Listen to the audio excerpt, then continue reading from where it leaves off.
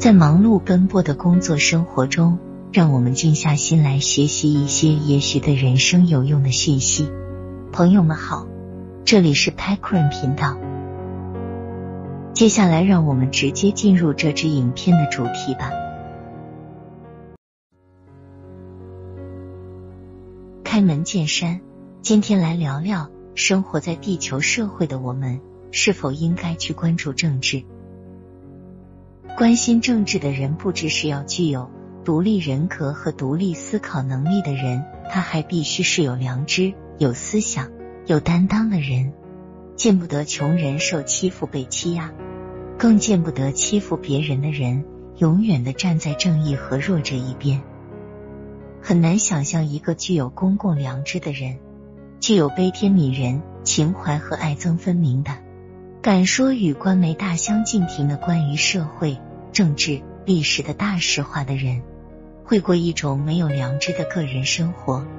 会是一个花花公子，会是一个没有诚信和低级趣味的人吗？每个人就像河里的一条鱼，河的水质关系到每条鱼的生活质量，甚至生命安全。所以关心水质是每条鱼都应该做的事情，这是显而易见的。不关心政治，就如同不关心他人疾苦。正如一群动物在别的同类遭到袭击的时候不予理睬，仍然自顾吃草，这就是食草动物的特性，永远都是被吃掉的命，区别只是你排在第几个而已。思想家约翰·亚当斯说，我必须研究政治和战争，那么我的儿子们也许才会拥有研究数学和哲学、地理学、自然史、军舰建造、航海术、商业和农业的自由，以便给他们的孩子们研究绘画、诗歌、音乐、建筑设计、雕塑、制艺和陶瓷的权利。人类再强大，也必须以群居的方式生存，即社会的方式生存，而社会生存的基本规则就是相互关心、帮助和爱护，这其实就是政治。固然，政治被一些野心家搞得很复杂、很凶险，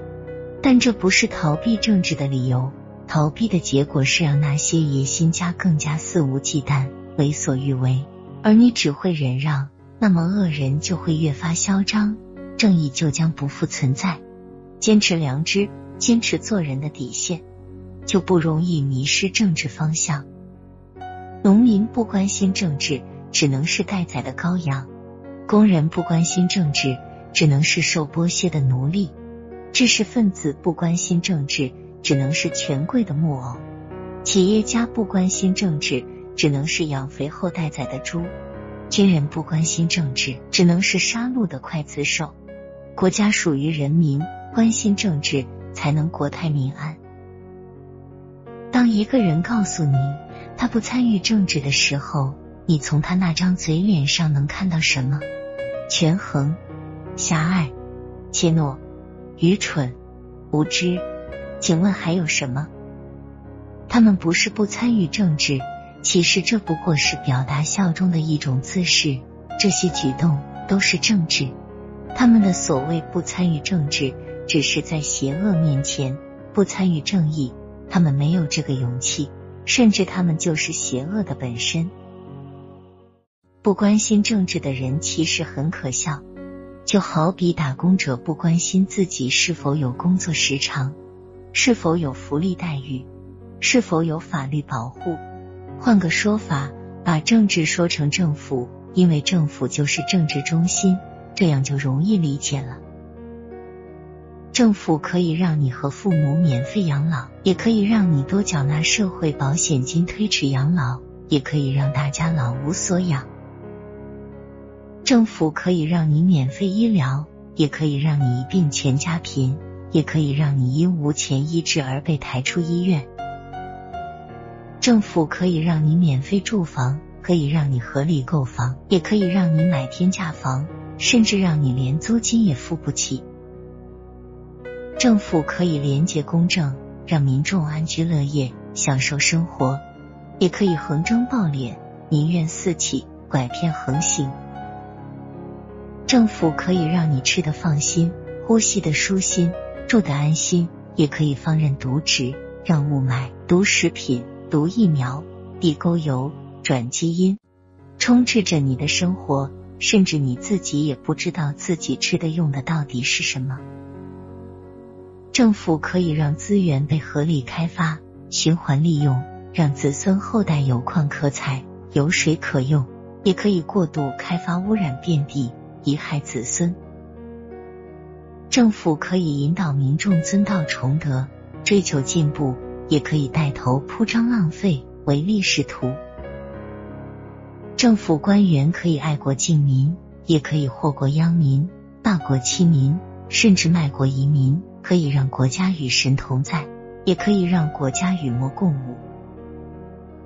政府可以垄断一切资源并随意定价，水电、食盐、石油、通讯、烟草、互联网等等。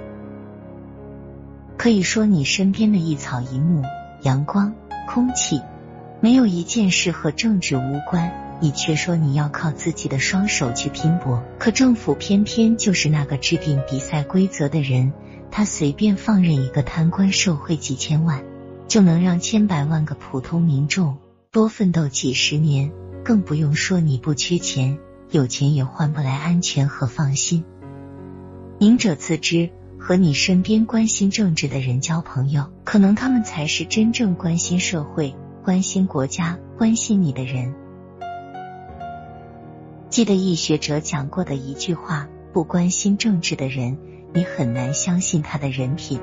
女士们不妨以是否关心政治作为择偶的标准之一，跟关心政治的男人交往，做他的配偶。如果你身边有女性朋友特别关心社会和政治，更应该给他们按赞。好了，今天的影片到此为止，喜欢的朋友记得订阅、按赞、转发，感谢各位的收看，我们下期再见。